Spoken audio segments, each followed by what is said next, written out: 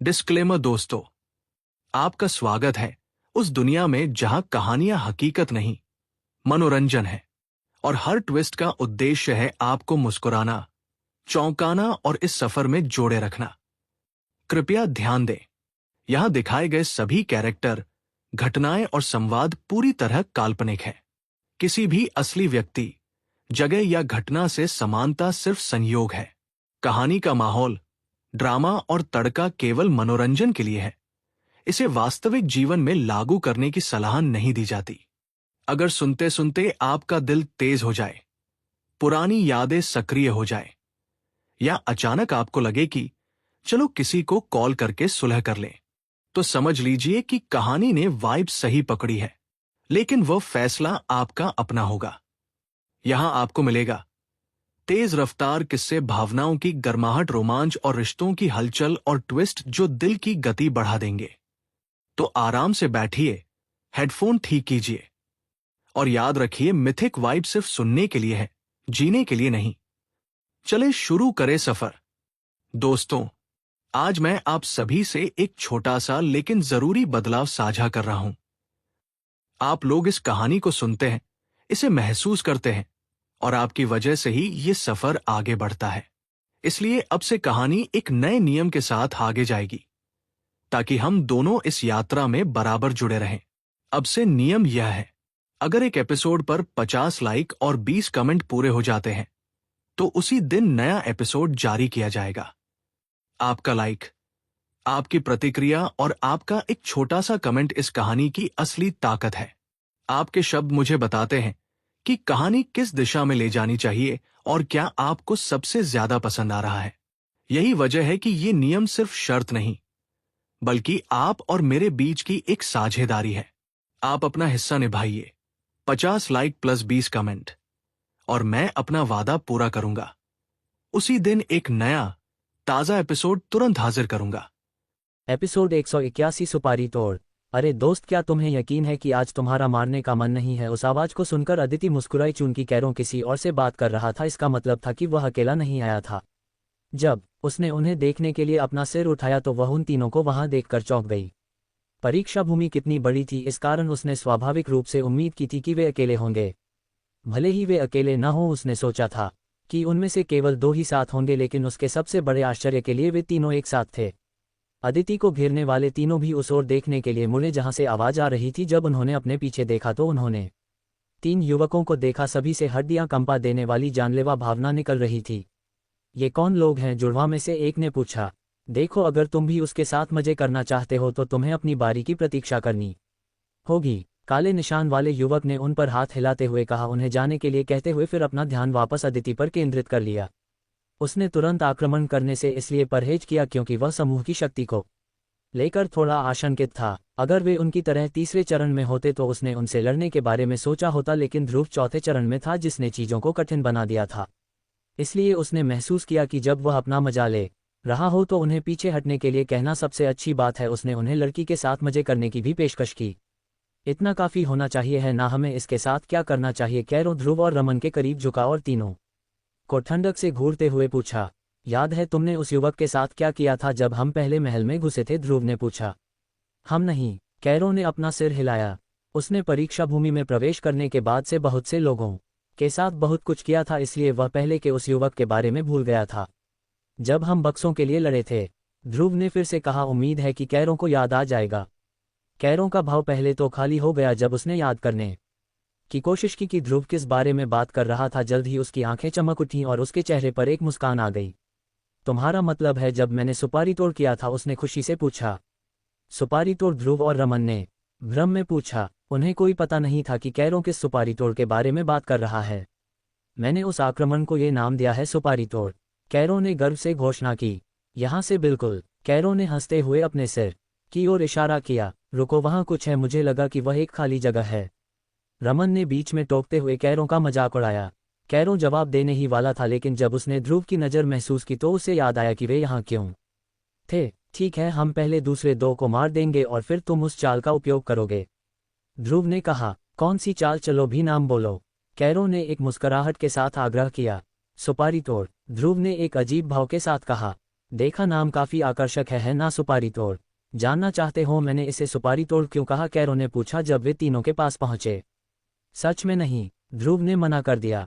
Cairo ध्रुव के इनकार से चौंक गया, लेकिन उसने फिर भी उन्हें बताया, क्योंकि यह सुपारी तोड़ सकता है, मुझे लग रहा है कि उसकी बीमारी छूट की है। रमन ने कहा, हाँ मुझे भी। ध्रुव ने सिर हिलाया। कभी भी उनके लिए चीजों को गंभीरता से लेना कठिन होता था, खासकर जब कैरो आसपास हो। निशान वाले युवक को यह अजीब लगा कि पहले के विपरीत अदिति के चेहरे पर निराशा का भाव नहीं था, इसके बजाय उसे लगा कि वह उसे दया से देख रही है, और उसने उसे कई बार सिर हिलाते हुए भी देखा। उसे क्या हो गया है, उसने खुद से पूछा। वह अदिति को पकड़ने ही वाला था कि जुड़वां अचानक चिल्ला उठे, तुम लोग क्या कर रहे हो, अभी बाहर निकलो, उन्होंने आदेश दिया जब उन्होंने तीनों को अपने करीब आते देखा। गुफा लगभग 100 मीटर चौड़ी थी, लेकिन ये केवल 15 मीटर ऊंची थी। अगर यहाँ कोई जोरदार लड़ाई होती तो इस बात की संभावना थी कि यह उनके ऊपर ढह सकती है। जब वे पहले अदिति के साथ लड़ रहे थे तब भी उन्हें सावधान रहना पड़ा था।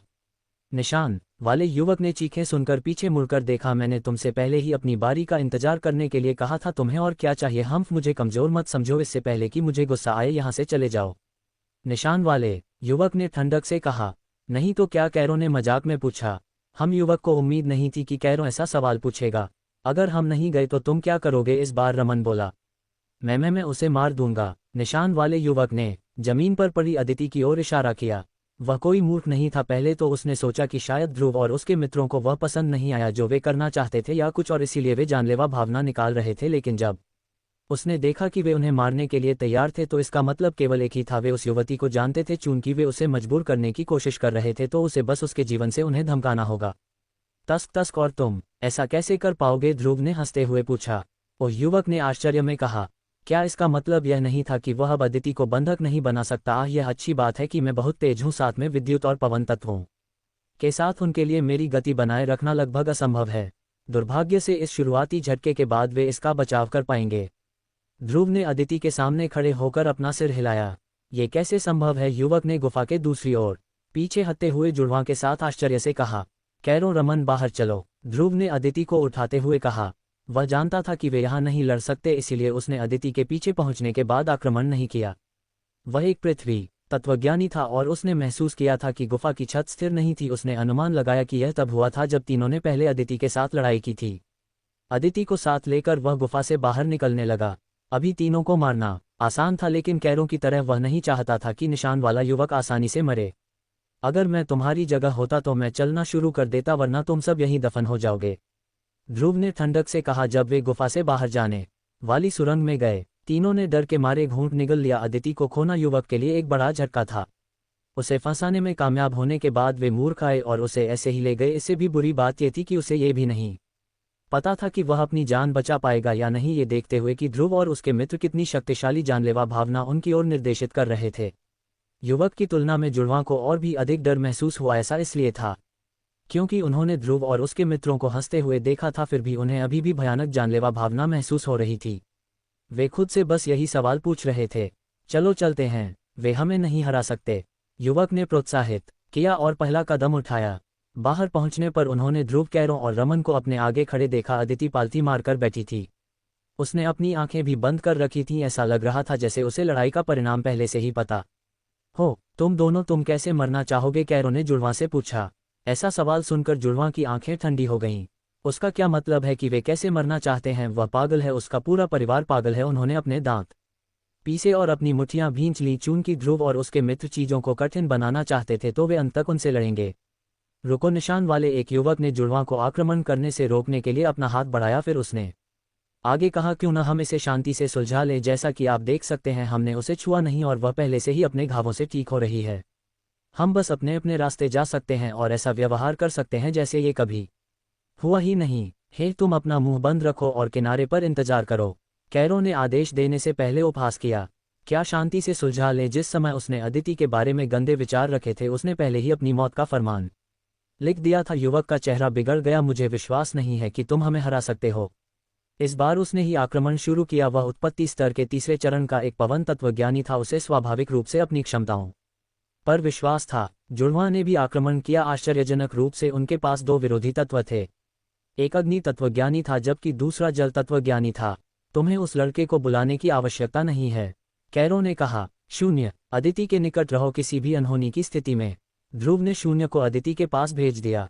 यद्यपि वे अधिक शक्तिशाली थे, उन्हें बहुत अधिक आत्मविश्वासी नहीं होना चाहिए। आखिर वे अकेले नहीं थे जो अपने चरण से ऊपर लड़ सकते थे। ध्रुव ने कुछ ऐसे लोगों का सामना किया था जो अपने चरण से काफी शक्तिशाली थे, इसलिए वह जानता था कि परीक्षा भूमि में हर प्रतिद्वंद्वी को गंभीरता से लिया जाना चाहिए। धमाका, तीनों लड़ाकों के आक्रमण टकराए और प्रभाव पर फट गए। झटके की लहर सभी दिशाओं में फैल गई, लेकिन जब ये किसी भी लड़ाके के निकट पहुंची तो इसे आसानी से खारिज कर दिया गया। जब लड़ाई शुरू हुई तो कैरो ने निशान वाले युवक को संभाला, जबकि ध्रुव और रमन जुड़वां के लिए गए। रमन ने जल तत्वज्ञानी से लड़ाई की, जबकि ध्रुव ने अग्नि तत्वज्ञानी से लड़ाई की। ध्रुव शुरू में निशान वाले युवक से लड़ना चाहता था, लेकिन कैरो ने ऐसा करने का विकल्प चुना और चून की युवक वह था जिस पर कैरो अपनी विशेष चाल का उपयोग करने वाला था। ध्रुव ने इस पर बहस नहीं की। इसके अतिरिक्त उसे लगा कि जुड़वां के साथ साथ युवक की शक्ति का स्तर भी समान था, इसलिए इससे कोई फर्क नहीं पड़ता था कि कौन किससे लड़ता है। जो मायने रखता था वह ये था कि उन्हें अपने विरोधियों को हराना चाहिए। तुम्हें उसे मुझसे लड़ने देना चाहिए था, युवक ने ठंडक से कहा। उसे लगा कि ध्रुव और उसके मित्रों द्वारा उसे कम आंका जा रहा है। आखिर सबसे शक्तिशाली को सबसे शक्तिशाली से लड़ना चाहिए है ना। है तुम इतने शक्तिशाली नहीं हो कि उसे तुमसे लड़ना पड़े। यद्यपि मैं उतना शक्तिशाली नहीं हूं जितना वह है, अगर मैं अपनी आंखें भी बंद कर लूं तो भी मैं तुम्हारी धुलाई कर सकता हूं। कैरो हंसा। युवक के बयान से परेशान नहीं हुआ। वह स्वाभाविक रूप से जानता था कि उनके समूह में कौन अधिक शक्तिशाली था और कौन कमजोर। भले ही उसे सबसे कमजोर कहा जा सकता था, यह उसके अविश्वसनीय रूप से शक्तिशाली मित्रों के बीच था। जब परीक्षा भूमि में प्रवेश करने वाले सभी प्रतिभाशाली लोगों के बीच रखा जाता तो केवल कुछ ही उसे एक एक करके हरा सकते थे, और उन लोगों में से कोई भी उत्पत्ति स्तर के तीसरे चरण में नहीं था। मैं देखना चाहूंगा कि जब मैं तुमसे निपट लूंगा तब तुम ये कह पाते हो या नहीं। हाँ, युवक चिल्लाया और उसके चारों ओर एक बवंडर बन गया। ये धीरे धीरे बढ़ा, 2 मीटर, 3 मीटर, 4 मीटर और ये 10 मीटर तक गया और फिर रुक गया। बवंडर आसपास की हर चीज को अपनी ओर खींच रहा था। पेड़, चट्टानें, मिट्टी। इसने वहां के लोगों को भी अपनी ओर खींचने की कोशिश की। शून्य इस समय अदिति के निकट लेटा हुआ था। उसने अपना सिर उठाया और बवंडर का आकर्षण बल उनके क्षेत्र से गायब हो गया। ऐसा लग रहा था जैसे जहां अदिति बैठी थी वह जगह एक मजबूत दीवार से ढकी हुई थी, कुछ भी अंदर नहीं जा सकता था। ध्रुव और अग्नि तत्वज्ञानी बवंडर के आकर्षण बल से आसानी से मुक्त हो गए, उसी तरह रमन और जल तत्वज्ञानी भी। मूर्ख, मैं तुम्हें पीट पीट कर सुअर बना दूंगा, कैरो ने कोसा और अपने चारों ओर 10 मीटर की परिधि में पानी का एक गुंबद बना लिया। कैरो ने अपने हाथ फैलाए और सिर के आकार के पानी के गोले पानी के गुंबद से बवंडर की ओर निकलने लगे। धमाका धमाका धमाका। पानी के गोले संपर्क के तुरंत बाद बवंडर में गायब हो गए। जो युवक इस समय बवंडर के केंद्र में खड़ा था उसने कैरो की और इशारा किया और बवंडर में खींची गई सभी वस्तुएं सीधे कैरो की ओर चली गईं।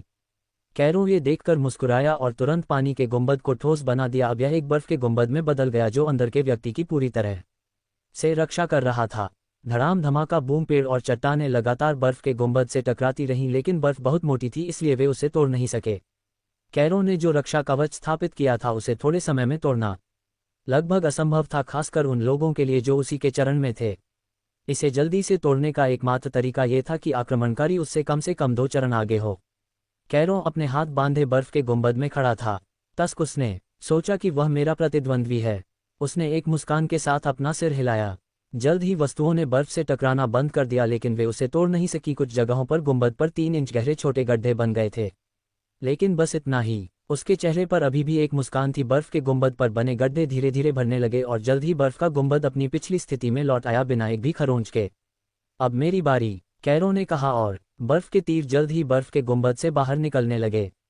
सर्र एक ही समय में कई बर्फ के तीर बवंडर के केंद्र की ओर चले गए। युवक ने उन्हें रोकने के लिए बवंडर का उपयोग करने की कोशिश की, लेकिन कुछ गुजर गए।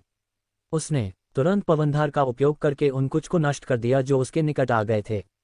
वह शक्तिशाली है। वह कैरो के बारे में अपनी राय बदलने से खुद को नहीं रोक सका। इस दर पर उसके लिए कैरो की रक्षा को तोड़ना असंभव होगा। यद्यपि पृथ्वी तत्व को हमेशा सबसे अच्छा रक्षात्मक तत्व माना जाता है, किसी को बर्फ को तस्वीर से बाहर नहीं करना चाहिए। एक जल तत्वज्ञानी एक मोटी बर्फ की दीवार बना सकता है, ये लगभग अभेद्य होती है। बर्फ बनाने के संबंध में सभी जल तत्वज्ञानी मोटी बर्फ नहीं बना सकते। बर्फ की मोटाई व्यक्ति के साथ साथ तत्व की श्रेणी से भी संबंधित होती है। कैरो विशेष रूप से बर्फ के मामले में सबसे अच्छा नहीं था, लेकिन यह अतीत की बात थी। जब उसने शून्यताप तकनीक हासिल की तो उसकी हिमक क्षमता में कई गुना वृद्धि हुई। साथ ही जब उसने महान भूसार द्रव को परिष्कृत किया तो उसकी श्रेणी में वृद्धि हुई। कुछ ही जल तत्वज्ञानी हैं जो कह सकते हैं कि उनकी हिम्मत क्षमता कैरो जितनी शक्तिशाली है, तुम मेरी सोच से ज्यादा शक्तिशाली हो, उसने ईमानदारी से कहा और फिर जोड़ा, लेकिन मैं तो बस शरीर गर्म कर रहा था, अब असली मजा शुरू होता है। खुद को पवन तत्व से भरते हुए वह आगे बढ़ा, जबकि हवा में एक विशाल पवन धनुष प्रकट हुआ। उस पर चढ़ा हुआ तीर सीधे कैरों के बर्फ के गुंबद की ओर चला गया। उसके चेहरे पर एक कुटिल मुस्कान आ गई।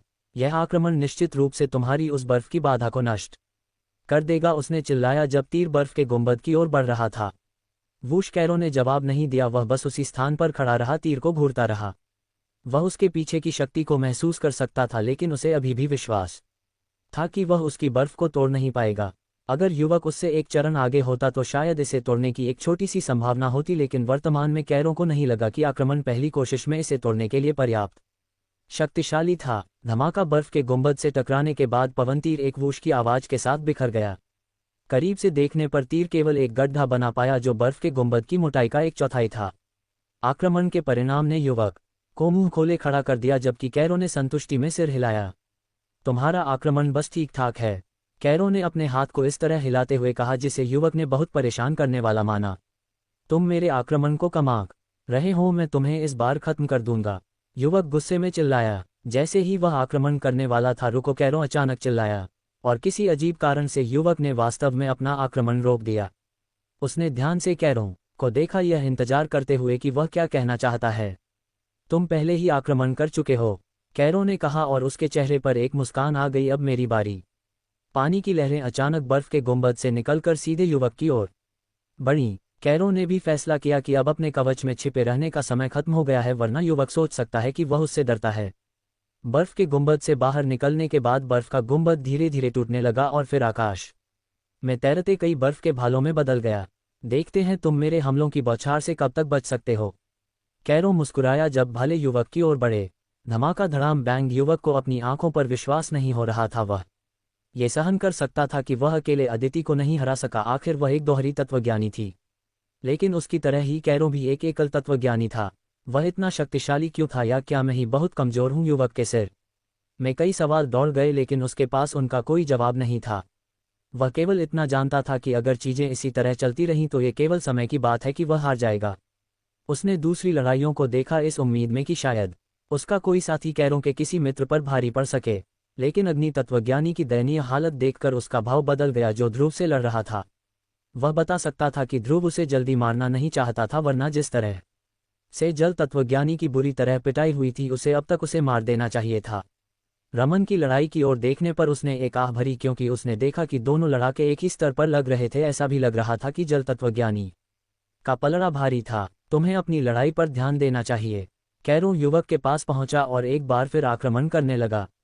उन्होंने एक बार फिर चालों का आदान प्रदान किया और 1 मिनट बाद उन्होंने एक चीख सुनी जिसने उन्हें लड़ने से रोक दिया। जब उन्होंने उस दिशा में देखा तो उन्होंने एक विद्युत तलवार को ध्रुव से लड़ने वाले अग्नि तत्वज्ञानी की पीठ से निकलते हुए देखा।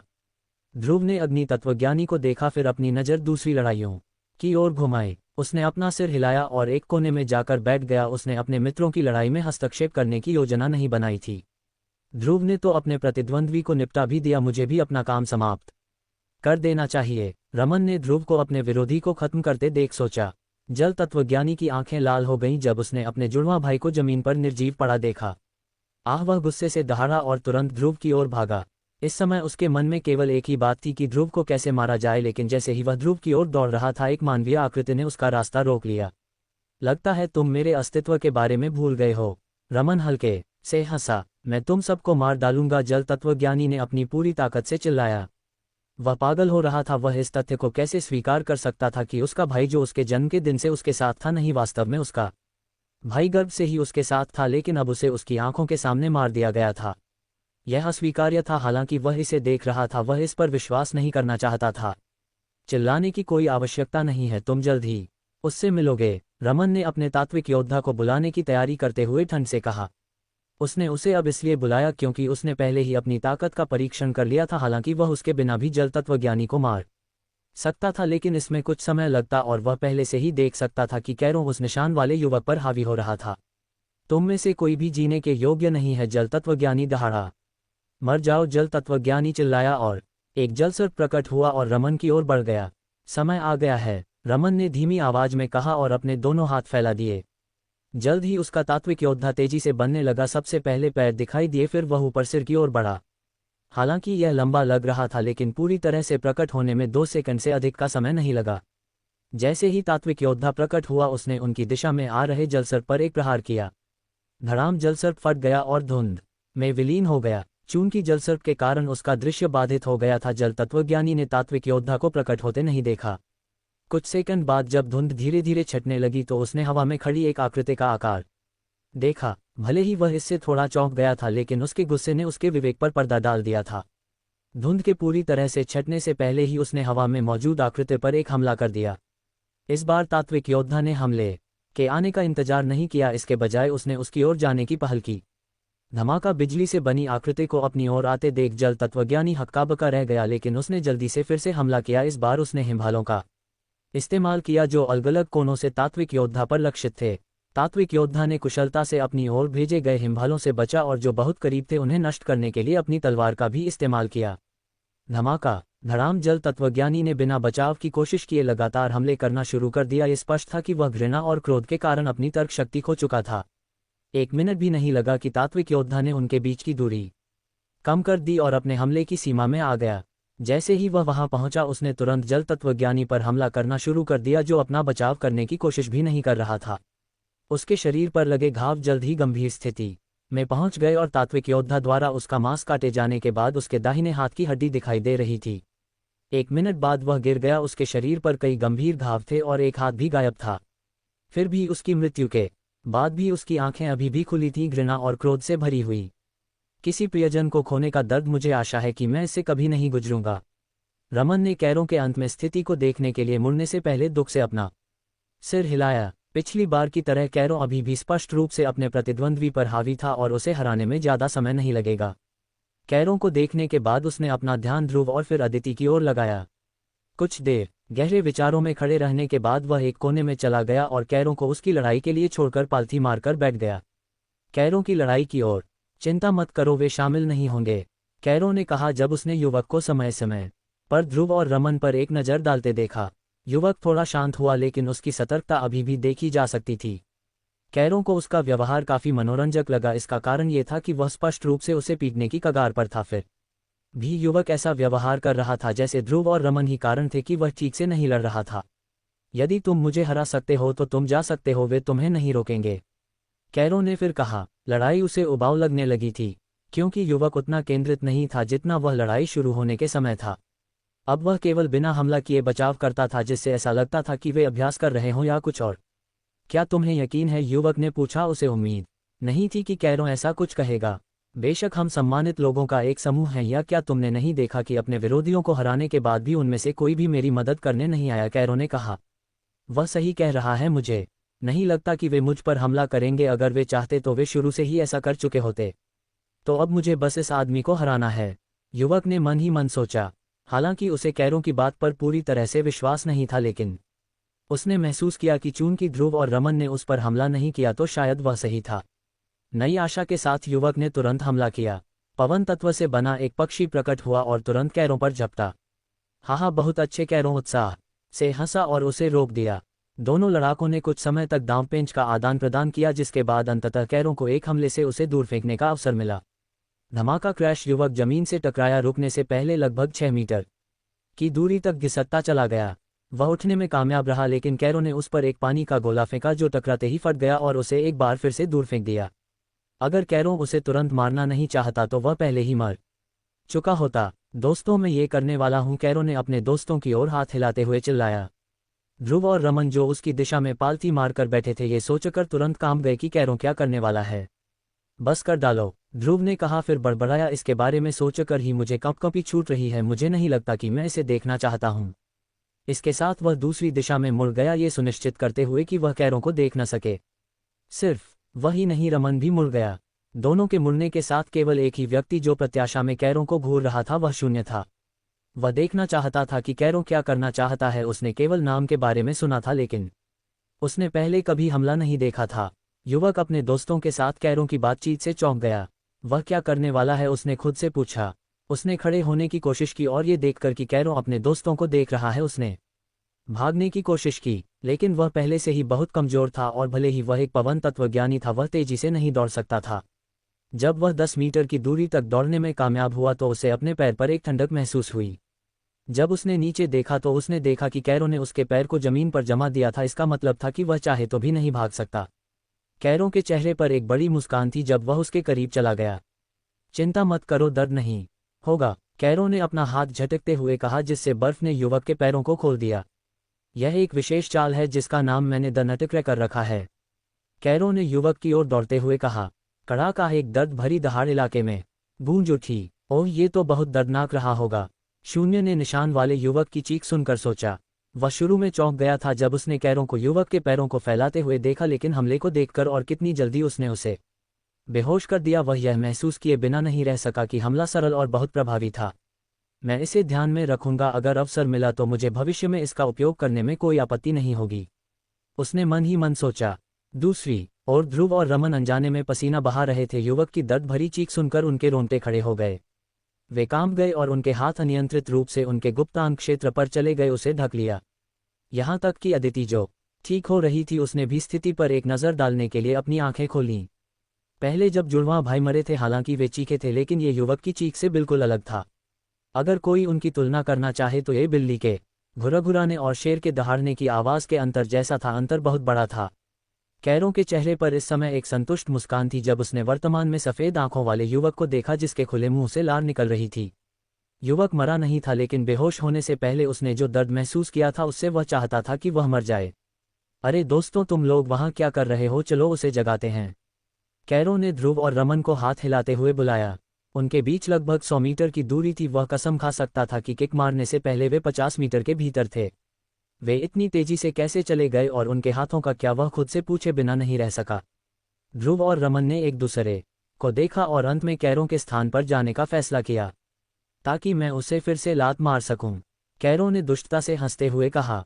धत, ध्रुव और रमन एक साथ चिल्लाए और तुरंत पूंछ दबाकर वापस उसी जगह भाग गए जहां से वे आ रहे थे। खुद करो, ध्रुव की आवाज़ दूर से सुनाई दी। तस्क, इसमें इतना डरावना क्या है, कैरो ने खुद से बड़बड़ाया और फिर पानी बनाया जिसे उसने युवक के चेहरे पर छिड़क दिया। छपाक, युवक झटके से उठ गया और उसकी पहले की सफ़ेद आंखों ने अपना सामान्य रूप फिर से पा लिया। लेकिन जागने के ठीक बाद वह उस दर्द से लगभग बेहोश हो गया जो उसके गुप्तांग क्षेत्र से सीधे उसके मस्तिष्क तक गया। आह, वह फिर से चीखा, इस बार पहली बार से भी ज़्यादा जोर से और लंबे समय तक। दोनों हाथों को अपने गुप्तांग क्षेत्र में रखकर वह दर्द से फर्श पर लौटने लगा। कैरो ने और समय बर्बाद करने की जहमत नहीं उठाई, उसने जल्दी से युवक के हाथों को लक्ष्य से हटाया। एक बार फिर से पैरों को फैलाना सुनिश्चित किया। केवल इस बार युवक अपनी पीठ के बल सपाट लेटा हुआ था। कड़ाका 5 मिनट के भीतर दूसरी बार युवक उसी दर्द से गुजरा, लेकिन आश्चर्यजनक रूप से इस बार वह बेहोश नहीं हुआ। लेकिन अगर कोई करीब से देखे तो उसे पता चलेगा कि वह इससे ज़्यादा दूर नहीं है। इससे काम हो जाना चाहिए, कैरो ने अपने हाथ झाड़ते हुए कहा। उसने उसे फिर से लात इसलिए मारी क्योंकि जब उसने उसे पहली बार लात मारी थी तो उसने केवल एक कड़कने की आवाज़ सुनी थी, जिसका मतलब था कि दूसरा अखरोट अभी भी ठीक था। हाँ, वह युवक को मारना चाहता था, लेकिन उसे पहले दर्द से गुजारना बेहतर लगा, खासकर इस तरह का दर्द। जब युवक दर्द से जमीन पर हौंफ रहा था, कैरो ने लापरवाही से अपना हाथ हिलाया और हवा में 20 से अधिक बर्फ के टुकड़े दिखाई दिए। उसने युवक की ओर इशारा किया और बर्फ के टुकड़े सीधे उसकी ओर चले गए। युवक की आंखें चौड़ी खुली हुई थीं जब टुकड़े उसके शरीर में घुस गए। संख्या के कारण युवक को विनती करने का समय नहीं मिला, इससे पहले कि वह 3 टुकड़ों के उसके दिल में और 4 के उसके सिर में घुसने के बाद तुरंत मर गया। हमारे दोस्त के साथ वह करने का प्रयास करने का यही परिणाम होता है, कैरो ने ध्रुव और रमन की ओर चलते हुए सोचा। सब हो गया, ध्रुव ने कैरो को उनकी ओर आते देख पूछा। ठीक है, तो हमें यहाँ से निकलना होगा, ध्रुव ने कहा। चूंकि समूह एक बार फिर पूरा हो गया था, अब उनके लिए परीक्षा भूमि से बाहर निकलने का समय था। आखिर वे यहाँ बहुत लंबे समय तक रह चुके थे और पुरस्कार अकल्पनीय थे। तो दोस्तों, क्या तुम्हें लगता है कि हमारी तात्विक श्रेणियों की फिर से जांच करना बुद्धिमानी होगी, बस ये सुनिश्चित करने के लिए कि यह बड़ी है? अदिति ने उनके करीब आते हुए पूछा। हालांकि उन्हें महान भूसार द्रव पर भरोसा था, लेकिन इसे देखे बिना वे बहुत निश्चित नहीं हो सकते थे। कैरो भी था जिसकी तात्विक श्रेणी बैंगनी थी और ध्रुव जो बैंगनी और गुलाबी श्रेणियों के साथ एक दोहरा तत्वज्ञानी था। नहीं, इसकी कोई आवश्यकता नहीं है। ऐसा करने से केवल हमारी जान जोखिम में पड़ेगी। ध्रुव ने तुरंत इस विचार को अस्वीकार कर दिया। वह इसके लिए किसी भी तरह से सहमत नहीं होता। दूसरे अपनी जांच कर सकते थे, लेकिन वह नहीं। जब उसे चंद्र अकादमी में भर्ती किया गया था तो उसके पास केवल 2 तत्व थे, जिसमें विद्युत बैंगनी श्रेणी का था और पृथ्वी गुलाबी श्रेणी की थी। अब उसके पास 5 तत्व थे, जिसमें एक फिरोजी श्रेणी का भी था, एक ऐसी श्रेणी जिसके बारे में उसने कभी नहीं सुना था। क्या होगा जब लोगों को पता चलेगा कि उसके 5 तत्वों में से एक फिरोजी, 2 नीले और अन्य 2 बैंगनी थे? उसने कल्पना करने की भी हिम्मत नहीं की। इसमें ज्यादा परेशानी नहीं होगी, मेरे पिता को हमें अकादमी की तत्वशिला उधार देने में कोई समस्या नहीं होगी। अगर हम उन्हें कारण बताएंगे तो वह मान जाएंगे और वहां कोई नहीं होगा, कैरो ने बीच में कहा। बेशक वह देखना चाहता था कि उसकी पिछली बैंगनी श्रेणी क्या बन गई है। उसे लगा कि वह काफी भाग्यशाली है, इसलिए उसे दोहरी वृद्धि मिलनी चाहिए। हालांकि उसने यह नहीं कहा। ऐसे अद्भुत दोस्तों की उपस्थिति में वह हमेशा चाहता था कि वह उनके समान तात्विक श्रेणी में हो। उसकी एकमात्र सांत्वना ये थी कि ध्रुव के पास भी एक बैंगनी श्रेणी थी, और भले ही वह एक दोहरा तत्वज्ञानी था, उसका दूसरा तत्व एक गुलाबी श्रेणी का था। कैरों का बयान सुनकर बाकी सबने सिर हिलाया। ध्रुव खंडन करना चाहता था, लेकिन वह नहीं कर सका क्योंकि वह जानता था कि कैरो जो कह रहा था वह सही था। ठीक है, हम तुम्हारी बात मान लेंगे। वह सहमत होने के अलावा कुछ नहीं कर सका। समय आने पर मैं कोई बहाना बना लूंगा। मैं लापरवाही से किसी को इस बारे में जानने नहीं दे सकता। मैं गुरु से बात करूंगा। ध्रुव ने सोचा, इस रहस्य को रखना कठिन होता जा रहा था, क्योंकि एक छोटी सी गलती और वह पकड़ा जाएगा। नए तत्व प्राप्त करना सबसे महत्वपूर्ण बात नहीं होगी जो लोग जानना चाहेंगे, बल्कि उसकी तात्विक श्रेणियों में सुधार का रहस्य। ये और अधिक तत्व प्राप्त करने से भी अधिक महत्वपूर्ण है। हालांकि अधिक तत्व एक तत्वज्ञानी की ताकत बढ़ाते हैं। एक बेहतर श्रेणी के साथ एक एकल तत्वज्ञानी आसानी से एक दोहरे या यहां तक कि एक बहुतत्वज्ञानी को भी मार सकता है। समूह के परीक्षा भूमि छोड़ने के बाद क्या करना है, इस पर सहमत होने के साथ उन्होंने इससे बाहर निकलने की अपनी यात्रा शुरू की। क्या तुम लोगों ने पेंटचोर के बारे में सुना? अदिति ने अचानक पूछा, लड़कों को संदेह से देखते हुए, विशेष रूप से कैरों को। उसे लगा कि अगर लड़कों में से कोई ऐसा काम कर सकता है तो वह निश्चित रूप से वही है। कैरों के व्यक्तित्व को देखते हुए उसे लगा कि वह बिना किसी डर के लगभग कुछ भी कर सकता है। ध्रुव वह था जिस पर उसे सबसे कम संदेह था। हाँ, मैंने सुना है कि वह लड़कों की पैंट चुराता घूमता था, ध्रुव ने एक छोटी सी मुस्कान के साथ कहा। फिर 2 लोगों की टीम बनने के बाद उन्होंने लड़कियों से भी चोरी की। उसने कैरों और रमन को अपनी आंख के कोने से देखते हुए जोड़ा। गुल्प कैरों और रमन ने एक साथ थूक निगला और किसी कारण से उन्हें लगा कि बाहर निकलने की यात्रा उतनी मजेदार नहीं होगी जितनी उन्होंने सोची थी। अरे दोस्त, क्यों ना हम इन्हें छोड़कर कहीं और चलें? कैरों रमन के करीब झुका और उसके कान में फुसफुसाया। हाँ, मैं भी यही सोच रहा हूँ। रमन ने बार बार अपना सिर हिलाया। वे बता सकते थे कि अदिति को पहले से ही उन पर शक था। अगर उसे पता चल गया तो वे मारे जाएंगे। भले ही वे उसे हरा सकते थे, लेकिन वे ऐसा करने की हिम्मत नहीं करेंगे, वरना वे बस अपनी मौत को तेज कर लेंगे। शुरू में उन्होंने सोचा था कि अब जब वे या तो उसके जितने मजबूत थे या ध्रुव और रमन के मामले में उससे ज्यादा मजबूत थे, तो उन्हें लगा कि वह अब उन्हें परेशान नहीं कर पाएगी। लेकिन वर्तमान स्थिति को देखकर वे जानते थे कि वे गलत थे। भले ही वे सम्राट बन जाएं और उससे एक स्तर आगे हों, वह हमेशा उन्हें परेशान कर पाएगी, क्योंकि वे पलटवार करने की हिम्मत नहीं करेंगे। और अगर उनमें से किसी ने भी पलटवार करने की हिम्मत की तो बाकी लोग उस व्यक्ति के खिलाफ एकजुट हो जाएंगे। ध्रुव की विचित्रता को देखते हुए वे जानते थे कि वह निश्चित रूप से हमेशा उनसे आगे रहेगा। अब जब उसे फायदा मिल गया है तो कौन पलटवार करने की हिम्मत करेगा? जब अदिति के पीछे वह था 3 दिन बाद परीक्षा भूमि में, हम व्यूहरचना के करीब पहुंच रहे होंगे, है ना? रमन ने अपने सामने के पहाड़ों को घूरते हुए पूछा। उसे यहां से गुजरना याद नहीं था, इसलिए वह थोड़ा भ्रमित हो रहा था। हाँ, ध्रुव ने भैरों से प्राप्त नक्शा निकालते हुए कहा। हम अभी यहाँ हैं, इसलिए अगर हम इसी दिशा में चलते रहे तो हम 2 से 3 दिनों में व्यूहरचना तक पहुंच जाएंगे। उसने नक्शे पर उनके वर्तमान स्थान की ओर इशारा करते हुए समूह को दिखाया, साथ ही उन्हें वह दिशा भी दिखाई जिससे वे अपने गंतव्य तक पहुंचने के लिए गुजरेंगे। पिछले 3 दिनों में उनकी यात्रा कम से कम कहने के लिए मजेदार रही है। अदिति यह पता लगाने में कामयाब रही थी कि कैरों और रमन पेंटचोर थे और दुर्भाग्य से इसका अंत उनके लिए अच्छा नहीं रहा। लेकिन चूंकि वे पलटवार नहीं कर सकते थे, वे केवल अंदर ही अंदर बड़बड़ा सकते थे।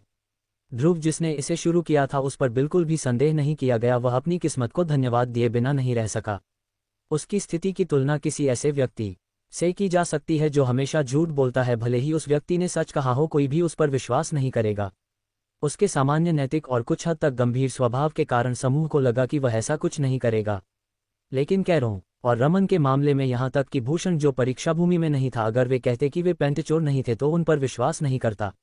मैं इस जगह को याद करूंगा, हालांकि यह कुछ मौकों पर खतरनाक रहा है, ये ज्यादातर मजेदार रहा है, कैरों ने एक आह के साथ कहा। वह पहले से ही परीक्षा भूमि को याद करने लगा था, भले ही वे अभी तक नहीं गए थे। मैं नहीं करूंगा, ध्रुव ने एक लंबे चेहरे के साथ कहा। हालांकि उसने यहाँ कुछ बेहतरीन चीजें हासिल की, लेकिन उन्होंने लगभग उसकी जान ले ली थी। उसे यहाँ केवल एक ही चीज याद थी, दौड़ना। वह इससे पहले ही थक चुका था, इसलिए स्वाभाविक रूप से वह अब यहाँ बहुत देर तक नहीं रहना चाहता था।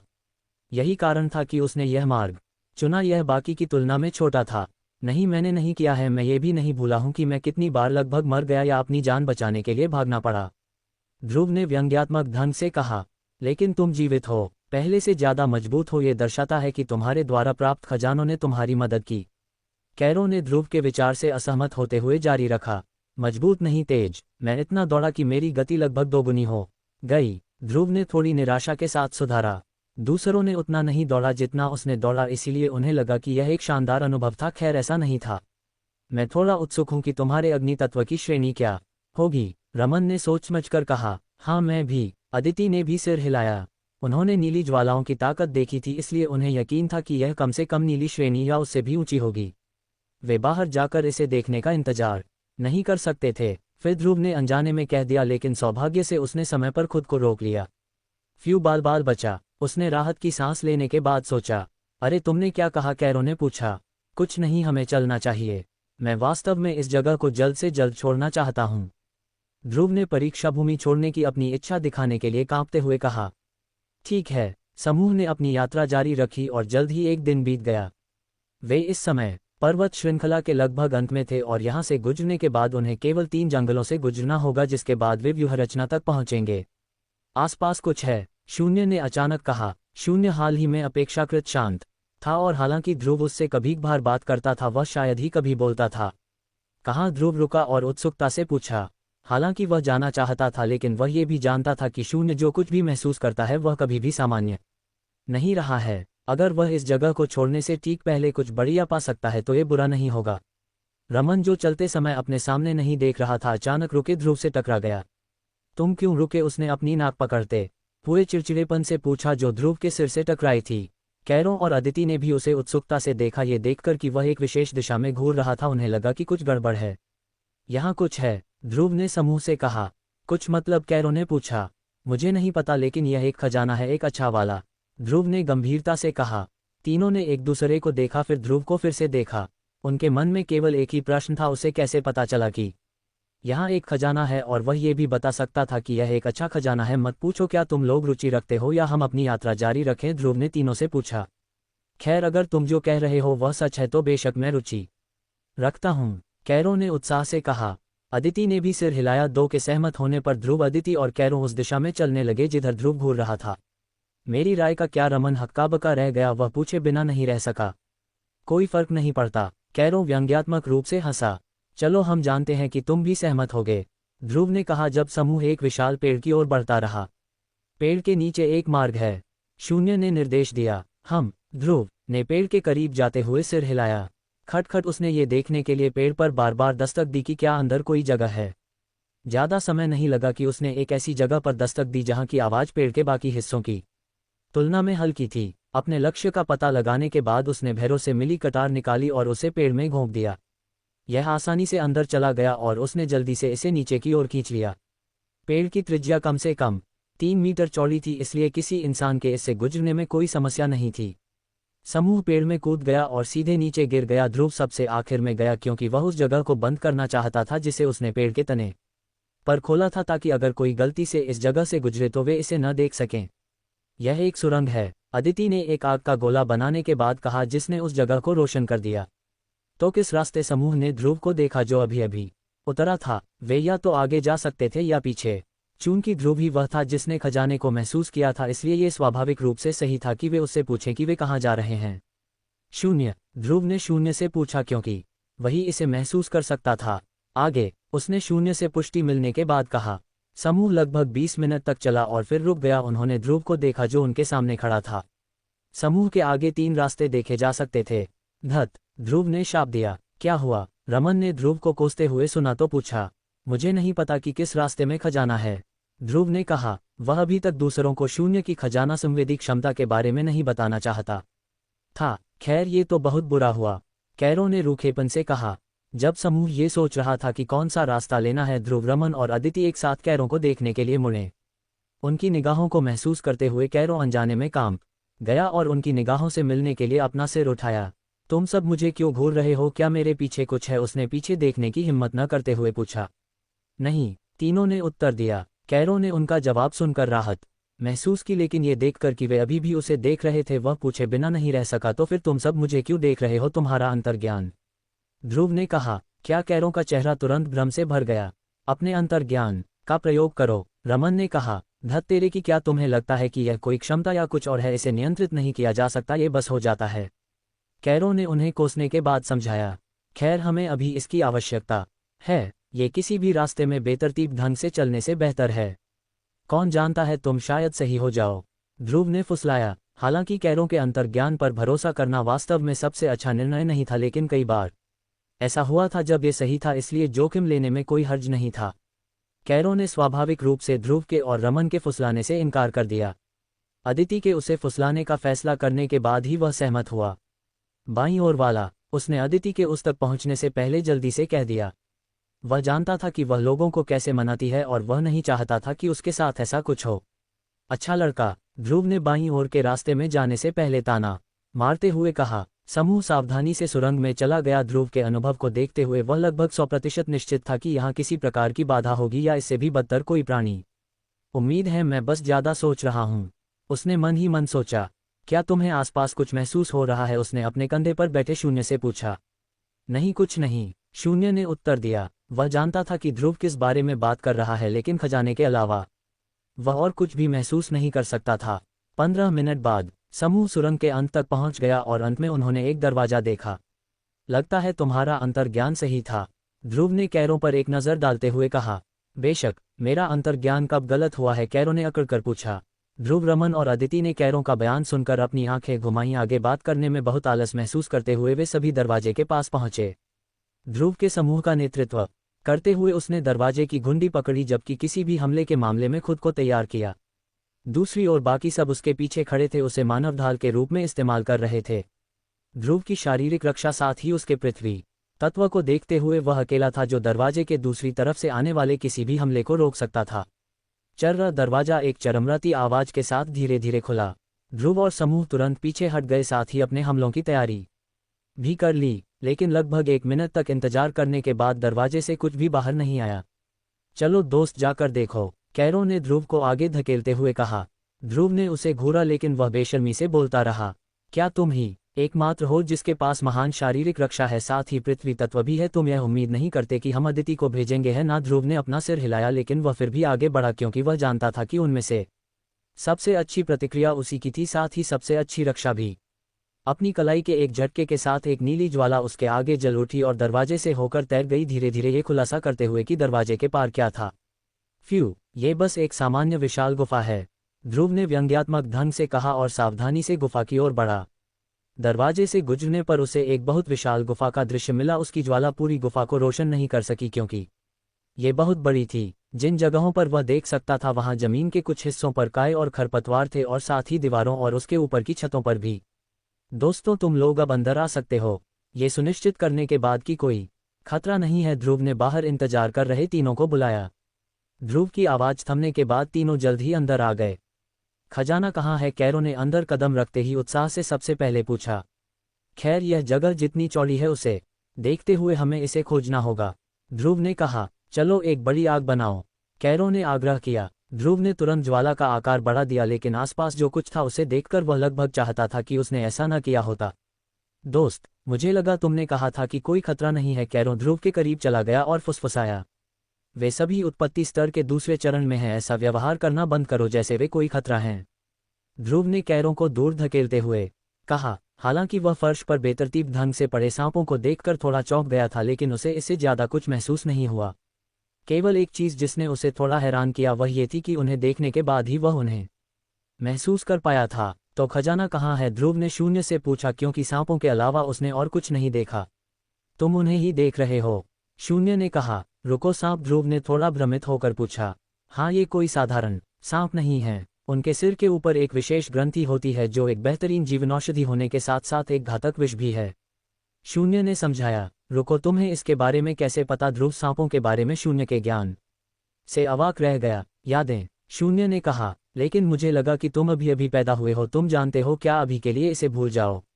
लेकिन तुम मुझसे ये कैसे उम्मीद करते हो कि मैं कुछ ऐसा लूं जो दोधारी तलवार हो, ध्रुव ने कहा। शून्य ने कहा कि यह एक जीवनौषधि थी और एक घातक विष भी।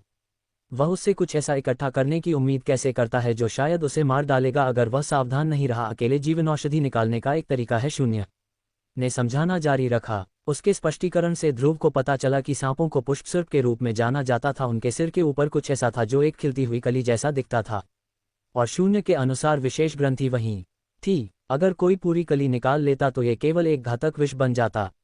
जीवनौषधि निकालने का एकमात्र तरीका एक कुछ हद तक विशेष और खतरनाक तरीका है, इसे एक जीवित पुष्पसर्प से चूसना।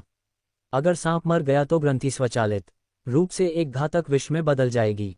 शून्य से विधि सुनने के बाद ध्रुव थोड़ा निराश महसूस हुआ।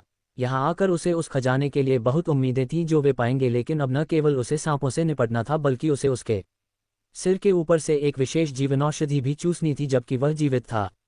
मुझे लग रहा है कि यह एक व्यर्थ यात्रा है, ध्रुव ने अपना सिर हिलाते हुए कहा।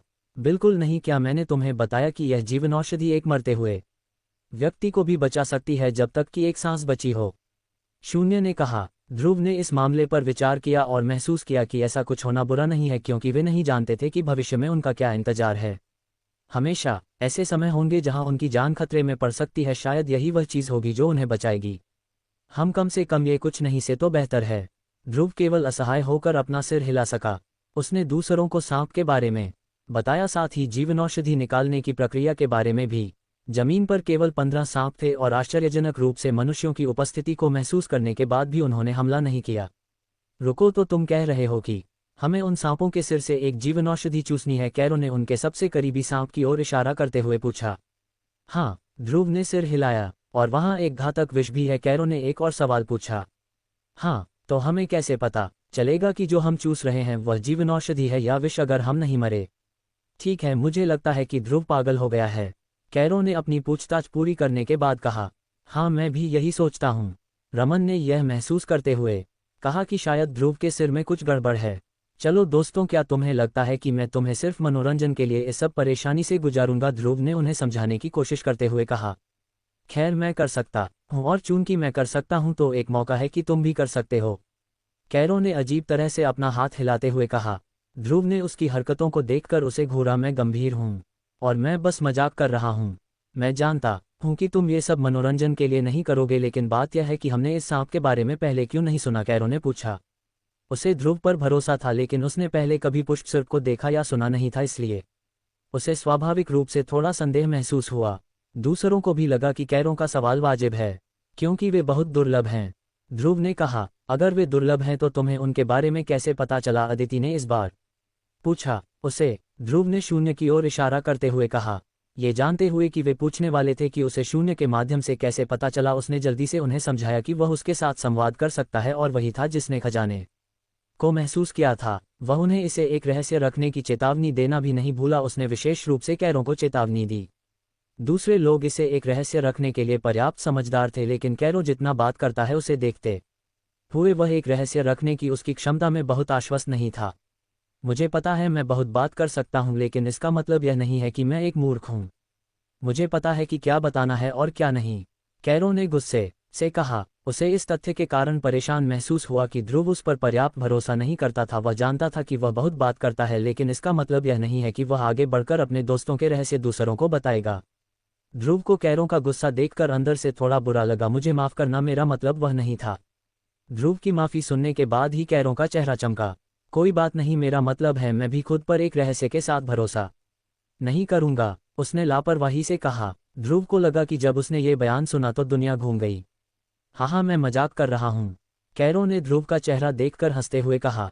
वह हमेशा लापरवाह रहा था, इसलिए वह जानता था कि ध्रुव उसे नाराज करने का इरादा नहीं रखता था। वह ये भी जानता था कि शून्य की खजाना संवेदी क्षमता कितनी बड़ी रहस्य थी।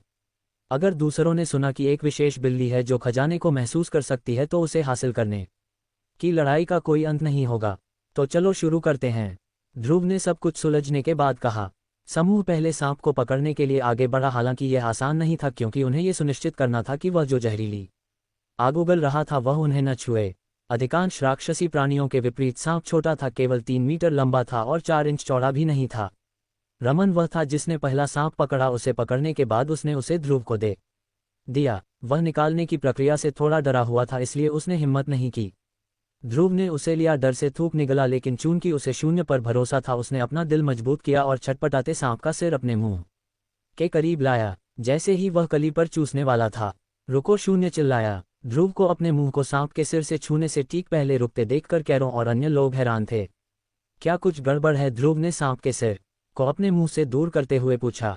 वह इस विचार से थोड़ा डर गया था कि कहीं शून्य की सार निकालने की प्रक्रिया में कोई गलती तो नहीं हो गई और उसने गलती से जीवनौषधि के बजाय विष चूस लिया। इसलिए जब शून्य ने उसे रोका तो उसने जरा भी संकोच नहीं किया। जीवनौषधि चूसने के बाद तुम उसे कहाँ रखोगे? शून्य ने ध्रुव को अजीब तरह से घूरते हुए पूछा। ओह, वो मैं तो उसके बारे में भूल ही गया था, ध्रुव ने सच्चाई से कहा। उसने अपनी भंडारंगूठी जांची कि क्या अंदर कुछ ऐसा है जिसका उपयोग जीवनौषधि को रखने के लिए किया जा सकता है, लेकिन दुर्भाग्य से उसके पास कुछ भी नहीं था। वह अपने साथ जो कुछ जीवनौषधियां लाया था वे उपयोग हो चुकी थीं और शीशियां उसने फेंक दी थीं। क्या किसी के पास शीशियां हैं जिनका उपयोग हम जीवनौषधि रखने के लिए कर सकते हैं? उसने दूसरों से पूछा। ओह, तो इसलिए वह रुका था, मैंने सोचा कुछ और बात है, कैरों ने धीरे से बुदबुदाया। तो ध्रुव ने ये देखकर पूछा कि उनमें से कोई कुछ नहीं कह रहा था और कैरों खुद से बुदबुदाता हुआ लग रहा था। कैरों और रमन ने अपने सिर हिला दिए, ठीक ध्रुव की तरह उन्होंने भी औषधि का उपयोग करने के बाद शीशियां फेंक दी थीं और चूंकि वे पहले से ही बहुत अधिक नहीं लाए थे, वे लगभग 1 महीने पहले ही समाप्त हो गए थे। सौभाग्य से तब से वे किसी भी खतरनाक स्थिति में नहीं फंसे। तुम्हें कितनी चाहिए? उसने झोले में खोजते हुए ध्रुव से पूछा। 15, ध्रुव ने गुफा में मौजूद सांपों की संख्या गिनने के बाद कहा। ठीक है, ये लो। अदिति ने ध्रुव की ओर एक शीशी फेंकी। वह शुरू में उसे अपना झोला देना चाहती थी, लेकिन चूंकि उसके कुछ निजी सामान अंदर थे इसलिए उसने ऐसा करने से परहेज किया, बल्कि जब भी उसे आवश्यकता होगी वह उसे एक दे देगी। ध्रुव ने उसे पकड़ा और खाली शीशी को देखा। यह आश्चर्यजनक रूप से औषधि रखने के लिए इस्तेमाल की जाने वाली शीशी थी। वह उपयोग करने के बाद शीशियां क्यों रख रही है? ध्रुव ने खुद से पूछा। वह अकेला नहीं था जिसने ये सोचा, कैरों, रमन और यहाँ तक कि शून्य ने भी यही सोचा। क्या? अदिति ने लड़कों को घूरते हुए पूछा। उसकी आंखों में भाव स्पष्ट था। अगर तुमने पूछा तो मैं तुम्हारी पिटाई कर दूंगी। कुछ नहीं, लड़कों ने अलग अलग दिशाओं में घूरते हुए अपने सिर हिलाए। हम अदिति ने नाक चढ़ाई, लेकिन उन्हें अकेला छोड़ दिया क्योंकि उन्होंने पूछने की हिम्मत नहीं की। ध्रुव ने एक बार फिर सांप पर ध्यान केंद्रित किया और उसे एक तीखी गंध आई। वह अपनी नाक बंद किए बिना नहीं रह सका। शून्य जो पहले उसके कंधे पर था तुरंत गायब हो गया और कुछ दूरी पर प्रकट हुआ। ये कैसी गंध है? अदिति ने अपनी नाक ढांकते हुए पूछा। मुझे लगता है ये सांप से आ रही है, रमन ने सांप के पिछले हिस्से की ओर इशारा करते हुए कहा। सांप इस समय ध्रुव के हाथों में लिपटा हुआ था और पूंछ लगभग उसके बाएं कंधे पर थी। वर्तमान में सांप की पूंछ से तरल निकलता हुआ और ध्रुव के हाथ पर गिरता हुआ देखा जा सकता था। उसने सहज रूप से उसे छोड़ना चाहा, लेकिन यह महसूस करने पर कि गंध के अलावा यह हानिकारक नहीं था, उसने उसे पकड़े रखा। चूंकि सांप लंबा था उसने अपने सिर को भी अपने शरीर से लपेट लिया था, उसे दृष्टि से छिपा लिया था। सौभाग्य से ध्रुव ने गर्दन को कसकर पकड़ रखा था, इसलिए उसके बचने का कोई रास्ता नहीं था। ये तो एक परम शस्त्र जैसा है, कैरों ने ध्रुव को दया भरी नजरों से देखते हुए कहा। सांप के मल से आने वाली गंध भयानक थी, जिससे उल्टी करने की इच्छा हो रही थी। दूसरों का समय बेहतर बीत रहा था क्योंकि उन्होंने खुद को ध्रुव से दूर कर लिया था, साथ ही अपनी नाक भी ढंक ली थी। लेकिन ध्रुव, जिसने उसे अपने हाथों में पकड़ रखा था, अपने जीवन के सबसे बुरे समय से गुजर रहा था। गंध आश्चर्यजनक रूप से चुभने वाली थी। ऐसा महसूस हो रहा था जैसे छोटी छोटी चींटियां उसकी आंखों में रेंग गईं और उसे बार बार डंक मारने लगीं। ध्रुव ने जल्दी से उस हाथ का इस्तेमाल किया जिसे उसने पहले सांप के शरीर को पकड़ने में इस्तेमाल किया था, ताकि सिर को उस शरीर से मुक्त करने की कोशिश की जा सके जिससे सांप ने उसे लपेटा था। यद्यपि सांप मजबूत था, ध्रुव की शारीरिक शक्ति को देखते हुए उसे सांप के सिर को फिर से देखने में 2 सेकंड से भी कम समय लगा। बिना सोचे समझे उसने सिर को अपने मुंह के करीब लाया और सांप के ऊपर की कली को चूसा। ध्रुव को सांप के सिर के ऊपर की कली को चूसते देख दूसरों ने अपनी सांसें रोक लीं। ध्रुव, जो इस समय कली चूस रहा था, विष की संभावना के बारे में पूरी तरह से भूल गया था क्योंकि वह बस सांप से छुटकारा पाना चाहता था और फिर उसे फेंक देना चाहता था। जब एक गाढ़ा तरल धीरे धीरे उसके मुंह में आया तभी उसका दिमाग साफ हुआ और वह लगभग घबरा गया। लेकिन ये देखने के बाद कि उसकी आंखों में चुभन साथ ही उल्टी करने की इच्छा पूरी तरह से चली गई थी, वह जल्दी से शांत हो गया। भले ही गंध अभी भी थी, यह पहले जितनी बुरी नहीं थी। तरल में कई तरह के स्वाद थे, ध्रुव केवल 5 को ही पहचान सका, लेकिन कुल मिलाकर तरल का एक शानदार स्वाद था जिसे वह अनजाने में निगलना चाहता था। जब सबने ध्रुव का भाव देखा तो उन्हें यह अजीब लगा। कोई ऐसा भाव कैसे बना सकता है जब उसकी नाक पर उस भयानक गंध का हमला हो रहा हो? निगलना मत। शून्य ने उसका भाव देखकर ध्रुव से जल्दी से चिल्लाया। शून्य की आवाज ठीक समय पर आई। अगर वह 1 सेकंड भी देर करता तो ध्रुव को यकीन था कि वह उसे निगल गया होता। भले ही उसे रोक दिया गया था, फिर भी वह उसका थोड़ा सा हिस्सा निगलने में कामयाब रहा। जैसे ही उसने शीशी का ढक्कन बंद किया, उसमें से एक तेज और मीठी फूलों की सुगंध हवा में फैल गई। सुगंध सुखदायक थी और एक सांस लेने के बाद मन को साफ कर देती थी। कैरो, अदिति और रमन सभी ने एक गहरी सांस ली जब सुगंध उनके पास से गुजरी। मुझे ऊर्जावान महसूस हो रहा है, रमन ने धीरे धीरे कहा। यह अविश्वसनीय था कि जीवनौषधि की केवल सुगंध ही किसी को अचानक ऊर्जावान महसूस करा सकती है। यदि सुगंध इतनी शक्तिशाली थी तो तरल कितना शक्तिशाली होगा। अद्भुत, ये वास्तव में एक खजाना है, अदिति ने अपनी आंखें बंद करके कहा। अभी भी फूलों की सुगंध का आनंद ले रही थी। हाँ, एक सच्चा खजाना, कैरो ने सिर हिलाया। उसका मन असाधारण रूप से साफ था और उसने महसूस किया कि चून की सांप इतनी मीठी चीज बना सकता है तो उसे वह भयानक गंध छोड़ने का भी पूरा अधिकार है जो उसने पहले छोड़ी थी। कैरों को इसे चखने की इच्छा हुई। सिर्फ उसे ही नहीं, अदिति और रमन को भी ऐसा ही महसूस हुआ। लेकिन दोनों के विपरीत। अदिति के मुंह में पानी नहीं आ रहा था। ध्रुव ने शीशी को अपने चेहरे के करीब पकड़ा और तरल को ठीक से देखा। इसका रंग हरा और पीला था, जिसमें लाल रंग के छोटे छोटे स्पर्श दिख रहे थे। लाल रंग के बिंदु पूरे तरल पर रात के आकाश में तारों की तरह बिखरे हुए थे। तरल की सतह साफ और परावर्तक थी। अगर किसी और बात के लिए नहीं होता तो ध्रुव ने सोचा होता कि जब उसने तीनों के भाव देखे तो सुगंध किसी को भ्रमित कर सकती है। क्या मैं इसे चख सकता हूं? कैरो ने पूछा। नहीं, ध्रुव ने मना कर दिया।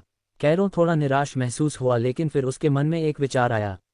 अगला वाला मैं निकालूंगा, उसने तुरंत कहा, इससे पहले कि कोई और कुछ कह पाता।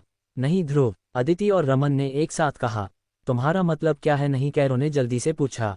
क्योंकि तुम उसे निगल जाओगे, ध्रुव ने कहा। बिल्कुल नहीं निगलूंगा। हाँ, तुम निगल जाओगे। थोड़ी देर बहस करने के बाद भी कैरो समूह को उसे अगला सार निकालने की अनुमति देने के लिए मना नहीं सका।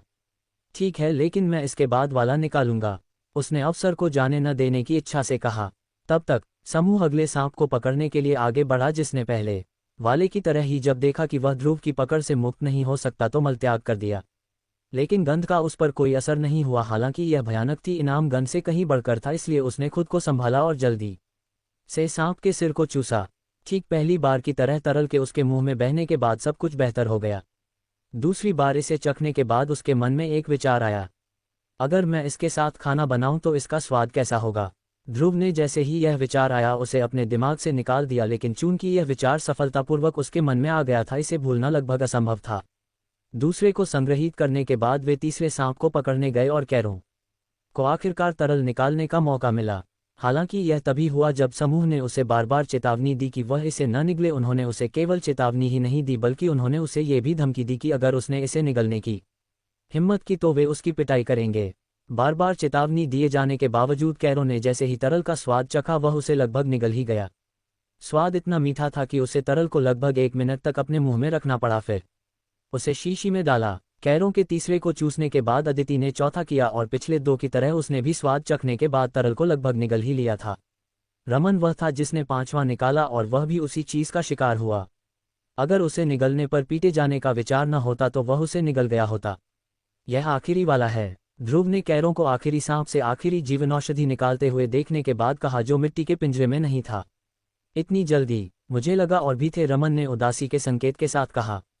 उसे उम्मीद नहीं थी कि सांप इतने ज्यादा नहीं थे। तरल की मिठास और सुगंध में सांस लेने से मिलने वाली भावना को देखते हुए उसे 1 और घंटे तक ऐसा करने में कोई आपत्ति नहीं थी। खैर, जब तक कि पिछले वालों से 1 और जीवनौषधि बनाने का कोई तरीका न हो, बस इतना ही है। ध्रुव ने ये पुष्टि करने के लिए चारों ओर देखने के बाद कहा कि कोई भी नहीं बचा है। रुको, क्या हम उन्हें पकड़कर तब तक प्रशिक्षित नहीं कर सकते जब तक वे 1 और न बना दें? कैरो ने सांप को छोड़ने के बाद पूछा। सांप अपेक्षाकृत काफी शांत थे और केवल तभी हमला करते थे जब उन्हें खतरा महसूस होता था, इसलिए उन्हें प्रशिक्षित करना बहुत आसान होता। मुझे नहीं लगता कि यह संभव है, या है? अदिति ने शून्य की दिशा में देखते हुए पूछा। चूंकि वह जानती थी कि ध्रुव बिना दूसरों के जाने शून्य के साथ संवाद कर सकता है, वह उस काली बिल्ली से बहुत प्रभावित थी। शून्य के आकाश तत्व के साथ उसे लगा कि यह बहुत अनूठा है। उन्हें अभी भी यह नहीं पता था कि शून्य के पास 3 और तत्व हैं और चूंकि शून्य शायद ही कभी लड़ता था, उन्हें लगा कि वह केवल आकाश तत्व से जुड़ा है। ध्रुव ने भी शून्य की दिशा में देखा, साथ ही अन्य लड़कों ने भी। नहीं, ये सांप अपने पूरे जीवन में केवल एक ही जीवनौषधि बना सकते हैं। सांपों के सिर को देखो, तुम देखोगे कि उस पर लगी कली गायब हो गई है। शून्य ने समझाया, साथ ही इसे पकड़ने के बारे में मत सोचो ताकि तुम उनकी संतान प्राप्त करने के लिए उन्हें पाल सको। जीवनौषधि प्राप्त करने से पहले उन्हें विशेष परिस्थितियों से गुजरना पड़ता है और मुझे नहीं लगता कि कोई भी उन परिस्थितियों के बारे में जानता है। उसने जोड़ा। जब उसने देखा कि ध्रुव ने तुरंत हार नहीं मानी। ओह, ध्रुव ने हल्के से कहा। नहीं कैरो, हम उन्हें नहीं पकड़ सकते। ध्रुव ने उसे इसका कारण बताया। खैर, ये तो निराशाजनक है। अब क्या? कैरो ने पूछा। अकादमी वापस जाना हमारा अगला कदम होना चाहिए, ध्रुव ने कहा। उसे लगा कि परीक्षा भूमि में उसके लिए कुछ भी नहीं बचा है, इसलिए यहाँ से निकलकर अकादमी वापस जाना अगली संभावित बात थी। वह रक्तपुर वापस जाकर अपनी माँ के ठिकाने की तलाश भी करना चाहता था। बहुत समय हो गया था और उसे नहीं पता था कि उसके साथ क्या हुआ। दूसरों ने उसके सुझावों पर सिर हिलाया और सभी गुफा से निकलने के लिए मुड़े। जब वे उस रास्ते पर चल रहे थे जहां उन्हें रास्ता चुनना था, कैरो अचानक एक दिलचस्प विषय लेकर आया। ध्रुव, अगर तुम उन तरल पदार्थों में से किसी एक के साथ खाना बनाते तो ये काफी अविस्मरणीय अनुभव होता। उसने अपने होंठ चाटते हुए कहा। तुमने भी इसके बारे में सोचा? मुझे लगा कि मैं अकेला हूं। रमन ने आश्चर्य से कहा। जब उसने पहली बार तरल का स्वाद चखा तो उसने ध्रुव के खाना पकाने के बारे में सोचा और उसकी कल्पना जंगली हो गई। उसने कैरों को बताने की भी योजना बनाई ताकि वे एक साथ मिलकर ध्रुव से एक तरल का उपयोग करने की विनती कर सकें। तुम सब किस बारे में बात कर रहे हो? अदिति ने उन्हें अजीब तरह से देखा। वह जानती थी कि ध्रुव एक महान रसोइया है और उसने एक बार उसके भोजन का स्वाद चखा था, लेकिन अब काफी समय हो गया था। कहते हैं महान दिमाग एक जैसा सोचते हैं, कैरो ने हंसते हुए कहा। तो क्या तुम कर रहे हो? रमन ने एक उत्साहित भाव के साथ पूछा। मुझे अभी तक नहीं पता, ध्रुव ने अनिश्चितता के संकेत के साथ कहा। सच तो ये था, इसके साथ खाना पकाने का विचार काफी आकर्षक था। रुको, तुम उन जीवनौषधियों में से एक के साथ खाना बनाना चाहते हो जो शून्य के अनुसार किसी ऐसे व्यक्ति को बचा सकती है जो मौत के कगार पर है? अदिति ने लड़कों की धृष्टता से चकित महसूस करते हुए पूछा। कौन ऐसी जीवन रक्षक वस्तु का उपयोग खाना पकाने के लिए करने के बारे में सोचेगा? कभी भी उसे लगता था कि सभी लड़कों का एक पेंच ढीला है या कुछ और। वे अपने कुछ अजीब विचारों से उसे चकित करने में कभी असफल नहीं हुए। हाँ, लगभग सभी लड़कों ने एक साथ सिर हिलाया। क्या तुम पागल हो? अदिति को सिर्फ इस विचार के लिए लड़कों को पीट कर बेहोश करने का मन कर रहा था। वह इस तथ्य से और भी अधिक क्रोधित महसूस कर रही थी कि ध्रुव, जिसे वह लड़कों में सबसे तर्कसंगत मानती थी, उसने भी इसके बारे में सोचा। हालांकि ऐसे समय थे जब ध्रुव ने अपनी अतार्किकता दिखाई थी, लेकिन ऐसे परिदृश्य में नहीं जहां उन्हें ऐसी वस्तु का उपयोग करना था। धड़ाम एक हमले ने कैरों को मारा और उसे बगल की दीवार से टकरा दिया। Bang bang. कैरों अकेला नहीं था जो दीवार से टकराया, ध्रुव और रमन का भी यही हश्र हुआ। ये भगवान के लिए एक चमत्कारी जीवनौषधि है। अगर तुमने फिर से इसके साथ खाना पकाने की बात कही तो तुम सब अपने कुछ दांत खो दोगे। अदिति ने गुस्से से अपने पैर पटके और जाने के लिए मुड़ी। लड़के इस समय फर्श पर पसरे हुए थे, उनके शरीर के विभिन्न हिस्सों में दर्द हो रहा था। हमने अभी तक इसके साथ खाना भी नहीं बनाया है और मुझे पहले से ही अपने पूरे शरीर में दर्द महसूस हो रहा है। क्या तुम्हें लगता है कि तरल का उपयोग करके खाना पकाने का मौका पाने के लिए एक या दो दांत खोना इसके लायक होगा? रमन रेंग कर कैरों और ध्रुव के पास गया जो एक दूसरे के करीब थे और पूछा। मुझे नहीं पता, लेकिन हो सकता है, कैरों ने अपने पेट को मलते हुए कहा। जहां अदिति का पिछला हमला लगा था, सौभाग्य से वह उन पर नर्म थी, इसलिए उन्हें केवल वही दर्द महसूस हुआ जहां उन्हें मारा गया था और उनकी पीठ पर भी जहां वे दीवार से टकराए थे। अगर वे ऐसा करने जा रहे थे तो उन्हें हर संभव चीज के लिए तैयार रहना था। अगर उनके कुछ दांत गायब होते तो बाहर जाना उनके लिए शर्मनाक होता। 1 सप्ताह या उससे कुछ अधिक मैंने वास्तव में पहले कभी कोई नहीं खोया है, कैरों ने अनुमान लगाया जब तीनों अपने पैरों पर खड़े हुए। मैंने खोया है उस समय 2 सप्ताह लगे थे, लेकिन चूंकि हम पहले से ही उत्पत्ति स्तर में हैं, इसमें 10 दिनों से अधिक नहीं लगना चाहिए, रमन ने कहा। प्रत्येक तत्वज्ञानी की ठीक होने की गति ज्यादातर तत्वज्ञानी के स्तर के साथ साथ उपयोग की जाने वाली जीवनौषधि पर निर्भर करती है। लेकिन हमारे पास केवल 15 जीवनौषधियां हैं, एक खोना अच्छा नहीं होगा, ध्रुव ने गंभीरता से कहा। अगर इसे उपभोग कर लिया जाए तो हम इसे खो नहीं रहे हैं, कैरों ने कहा। तुम्हारी बात में दम है, ध्रुव ने अपनी थोड़ी मलते हुए कहा। अदिति जो पहले से ही आगे चल रही थी, जब उसने देखा कि लड़के उसके पीछे नहीं आ रहे हैं तो वह मुड़ी। तुम सब अभी भी क्या कर रहे हो? उसने गुस्से से पूछा। लड़के उसके पास पहुंचे और वे सभी बाहर की यात्रा जारी रखे। उस बिंदु पर पहुंचने पर जहां उन्हें रास्ता चुनना था, ध्रुव अचानक रुक गया। क्या हुआ? दूसरों ने एक साथ पूछा। शून्य ने कहा कि यहाँ अभी भी कुछ है, ध्रुव ने एक गंभीर रूप के साथ कहा। खैर, यह बहुत अच्छा है। ऐसा लगता है कि अगर हमने कोई भी रास्ता चुना होता तो इससे कोई फर्क नहीं पड़ता, रमन ने परमानंद के साथ कहा। क्या तुम ये कहने की कोशिश कर रहे हो कि मेरी अंतरात्मा की आवाज का पिछली गुफा की खोज से कोई लेना देना नहीं था, कैरो ने एक लंबे चेहरे के साथ कहा। बिल्कुल नहीं, मैं बस ये कह रहा हूं कि इस तरह की स्थिति में ये काफी बेकार था। रमन ने ताना मारा। तुम्हारी हिम्मत कैसे हुई? मैं तुम्हें मेरा मजाक उड़ाने की अनुमति दे सकता हूं, लेकिन मेरी अंतरात्मा की आवाज का नहीं। कैरो ने रमन पर झपटने से पहले कहा। कभी भी मैं सोचती हूं कि वे एक दूसरे से इतनी बार लड़ने के बावजूद इतने करीब कैसे हैं, अदिति ने कहा जब उसने कैरो को रमन का हाथ काटते हुए देखा। जोड़ी जो लड़ रही थी वे किसी भी तात्विक हमले का उपयोग नहीं कर रहे थे, बल्कि वे अपनी शारीरिक शक्तियों का उपयोग कर रहे थे, जो ध्रुव की तुलना में एक नवजात बच्चे की तरह थी। लेकिन अगले ही पल उसका भाव बदल गया, सिर्फ उसका ही नहीं बल्कि अदिति और कैरो का भी।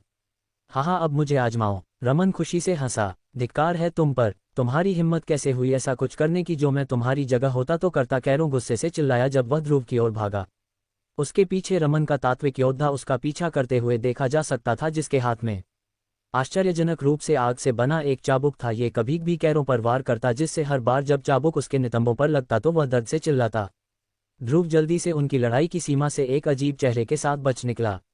ये हर दिन नहीं होता कि तुम कैरो को रमन से हारते हुए देखो, उसने हंसते हुए कहा। हाँ, अदिति ने कैरो की दुर्दशा पर हंसते हुए सिर हिलाया। ध्रुव, अदिति और शून्य ने रमन को कैरो को पीटते हुए देखा, बिना उसे रोकने का कोई संकेत दिए उसे लगभग 3 मिनट तक तात्विक योद्धा के हाथों पीड़ित होने देने के बाद ही उन्होंने आखिरकार इसे रोकने का फैसला किया। जिस क्षण उन्होंने उन्हें रोका, आश्चर्यजनक रूप से कैरो ही था जो अभी भी बकवास कर रहा था। ये खत्म नहीं हुआ है। तुम्हें लगता है कि तुम मुझे धमका सकते हो? बस तुम इंतजार करो और देखो, मैं तुम्हें इतनी अच्छी तरह से पीटूंगा। कैरो लगभग 2 मिनट तक बड़बड़ाता रहा, इस बारे में बात करता रहा कि वह रमन को कैसे पीटेगा। यह अभी भी स्पष्ट नहीं था कि वह उसे कैसे पीटने जा रहा था, इस तथ्य को देखते हुए कि चूंकि रमन के पास तात्विक योद्धा था, भले ही कैरो चरणों के मामले में उससे आगे था, तात्विक योद्धा न केवल उससे अधिक मजबूत होगा बल्कि यह चरणों के पहलू में भी कैरो से आगे होगा। चलो रे, उससे क्षमा मांगो, या क्या तुम उसे रोते हुए देखना चाहते हो? ध्रुव ने रमन से क्षमा मांगने का आग्रह किया, इस प्रक्रिया में कैरो का मजाक उड़ाने से पहले। कैरो, जो अभी अभी चुप हुआ था, एक बार फिर फट पड़ा और इस बार ध्रुव उसका निशाना था। ध्रुव ने जल्दी से क्षमा मांगी, साथ ही रमन ने भी। दोनों द्वारा उसकी सुंदरता की प्रशंसा करने के बाद ही कैरो ने उन्हें क्षमा करने का फैसला किया। हालांकि जब ध्रुव ने उसकी प्रशंसा की तो उसे थोड़ा अजीब लगा, क्योंकि ध्रुव स्पष्ट रूप से अधिक सुंदर था। यह अजीब लगा। क्या अब हम जा सकते हैं? अदिति, जो खड़े होकर लड़कों को देखते देखते थक गई थी, ने अपने बाएं पैर को जमीन पर थपथपाते हुए कहा। लड़कों ने सिर हिलाया और जल्दी से दाईं ओर के रास्ते की ओर बढ़ गए। पहले एक रास्ता चुनते समय उन्होंने कैरो की अंतरात्मा की आवाज का पालन किया और बाईं ओर के रास्ते में प्रवेश किया, लेकिन चूंकि हर रास्ते में एक खजाना होने की संभावना थी, इसलिए उन्हें अब यह विचार करने की आवश्यकता नहीं थी कि कौन सा रास्ता लेना है। उन्होंने लंबे रास्ते का अनुसरण किया, लेकिन पहले वाले की तरह ही वे सतर्क थे।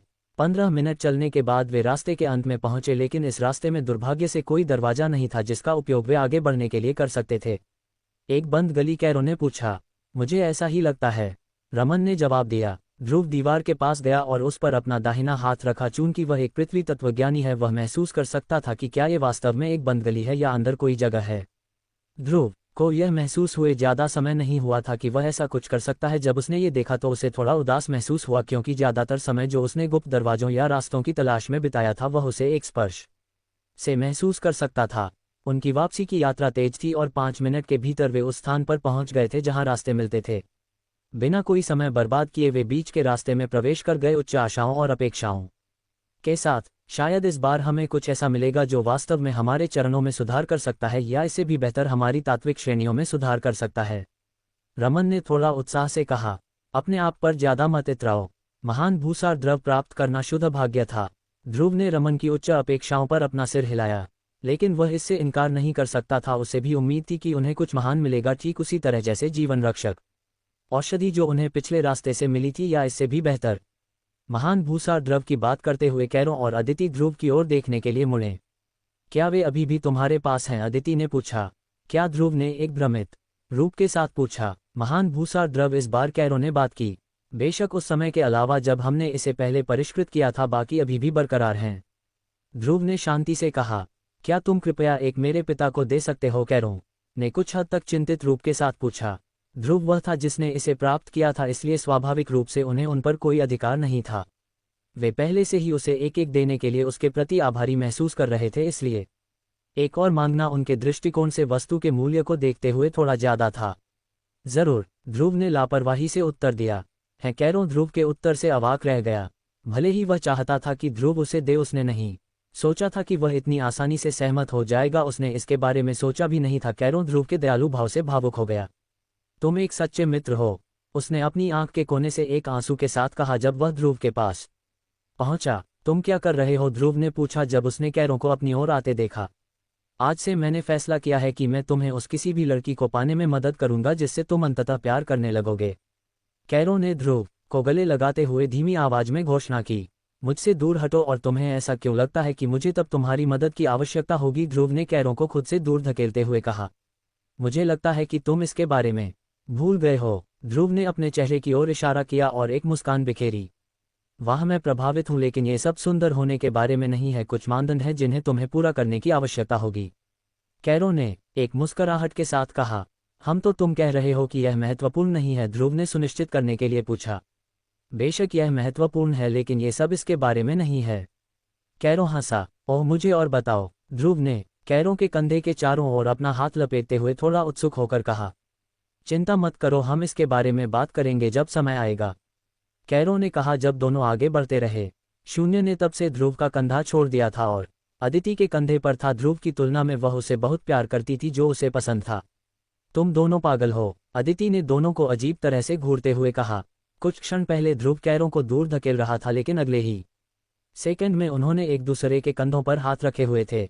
क्योंकि दोनों ने धीमी आवाज में बात की, उसने नहीं सुना कि वे किस बारे में बात कर रहे थे, नहीं रमन ने, लेकिन शून्य ने सब कुछ सुना और उसे थोड़ा निराश महसूस हुआ कि कैरों ने अपना ज्ञान साझा नहीं किया। समूह जल्द ही रास्ते के अंत में पहुंच गया और जैसा कि अपेक्षित था वहां एक दरवाजा था, लेकिन पिछले रास्ते पर देखे गए दरवाजे की तुलना में ये बहुत बड़ा था। वाह, यह एक विशाल महल के दरवाजे जैसा है, कैरों ने आश्चर्य से कहा। दरवाजा आश्चर्यजनक रूप से सोने का बना था और जैसे ही समूह द्वारा उपयोग की जा रही आग उसके करीब आई, वह चमक उठा।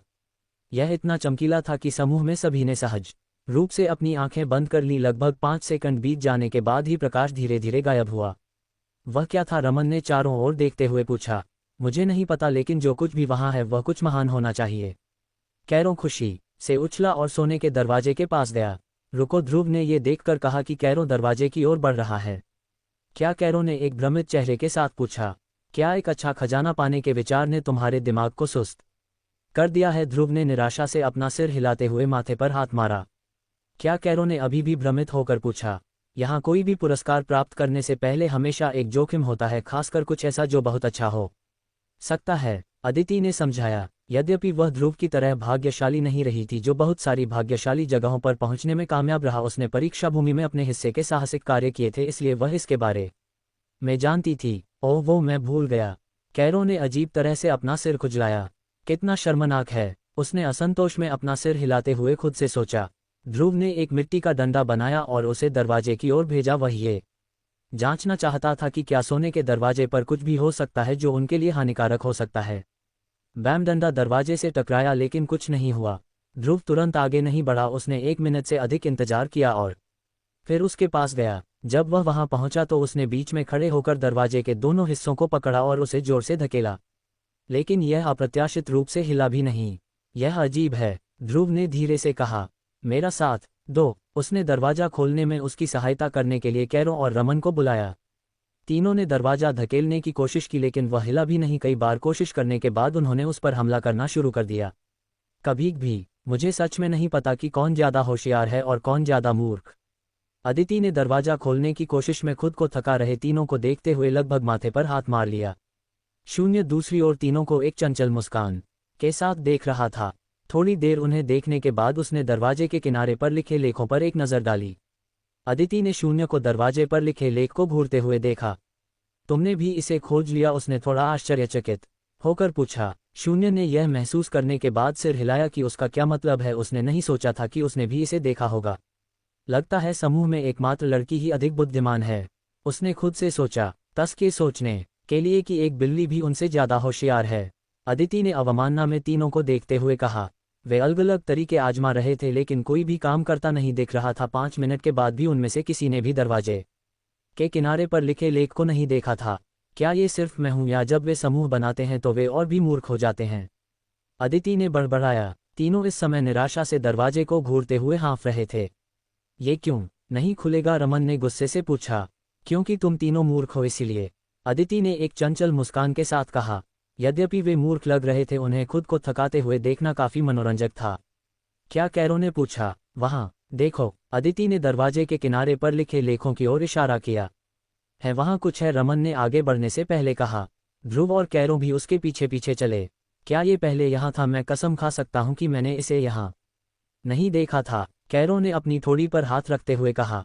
मैंने भी, ध्रुव ने सिर हिलाया। सच में तुम अभी भी अपनी अवलोकन की कमी को छिपाने की कोशिश कर रहे हो? अदिति ने यह उम्मीद नहीं करते हुए पूछा कि ध्रुव और कैरो ऐसा कहेंगे। हमारे इसे खोलने की कोशिश करने से पहले वहां सच में कुछ भी नहीं था, शायद ये हमारे इसे धकेलने की कोशिश करने के बाद दिखाई दिया, ध्रुव ने कहा। यद्यपि वह कभी भी लापरवाह हो सकता है, उसने वास्तव में चारों ओर देखा था और ये लेख पहले वहां नहीं था। यह उनके इसे धकेलना शुरू करने के बाद या कुछ और के बाद दिखाई दिया होगा।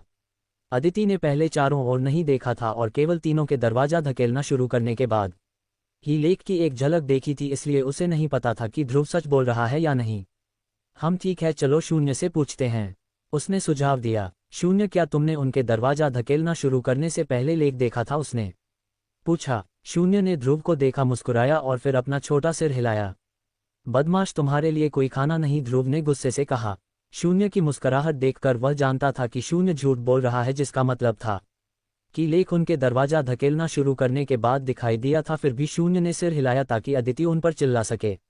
शून्य की पुतलियां सिकुड़ गईं जब उसने ध्रुव को उसके लिए कोई खाना नहीं कहते सुना और उसने तुरंत अपना सिर हिलाया। अदिति लड़कों को डांटने ही वाली थी कि उसने अचानक शून्य को अपना सिर हिलाते हुए देखा। मैं भ्रमित हूं, तुमने इसे देखा था या नहीं? उसे फिर से पूछने के लिए मजबूर होना पड़ा और इस बार शून्य ने अपना सिर हिलाया। उसने लेख को प्रकट होते हुए देखा था और यह ध्रुव, कैरो और रमन के दरवाजा धकेलना शुरू करने के बाद ही प्रकट हुआ था।